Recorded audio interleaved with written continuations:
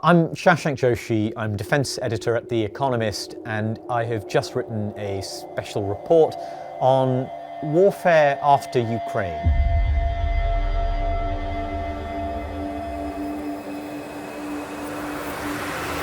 I wrote a Technology Quarterly, one of our regular big supplements for The Economist last year, on how technology was changing warfare, and particularly how new sensors, drones, thermal cameras, satellites, radar sensors were changing warfare. And so when the war broke out, a month after I wrote this report, I was really keen to understand how these conclusions had held up. And it's important to remember that wars are test beds. I know armies are poring over the data coming out of Ukraine today. They're trying to understand which tactics work best. They're trying to understand how their own weapons are performing under conditions of Russian jamming. And they're trying to understand how big picture questions are playing out. Russian propaganda, for instance, or how cyber attacks work. Wars are learning opportunities, and that's really what I was keen to get out of this report.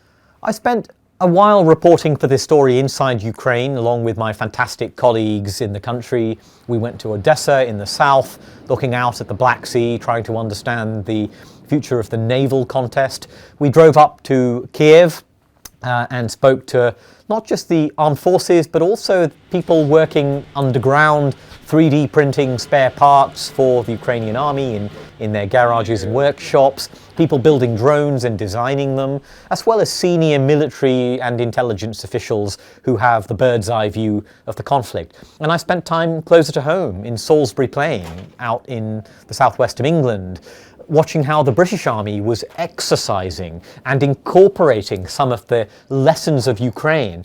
Some of these lessons are very old-fashioned. I spoke to a British Army officer who said, "We're training the Ukrainians, but one of the things we're learning is basic stuff like how you dig foxholes, how do you dig trenches." He said, "They're raising the standard of these basic tasks in our own armed forces, and you don't need fancy technology to teach you something as simple as that."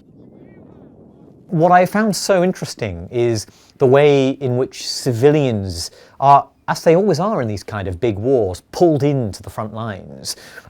Some of that is through technology, using apps, for example, that allows your civilian on the ground to mark the location of a Russian unit in ways that are helpful for the Ukrainian armed forces.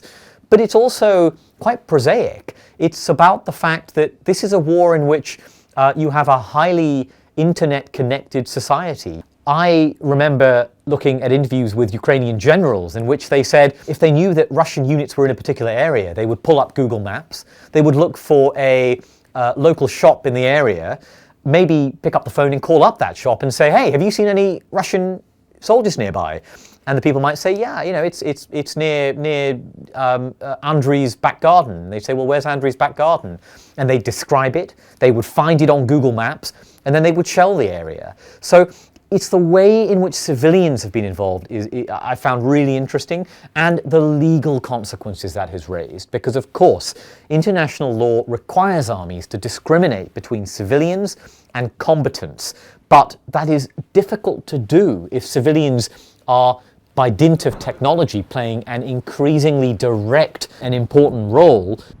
The people waging the counter-offensive that is underway right now are not all the professionals who began this war. It's lawyers, it's doctors, it's shopkeepers, it's students, it's graphic designers, it's artists.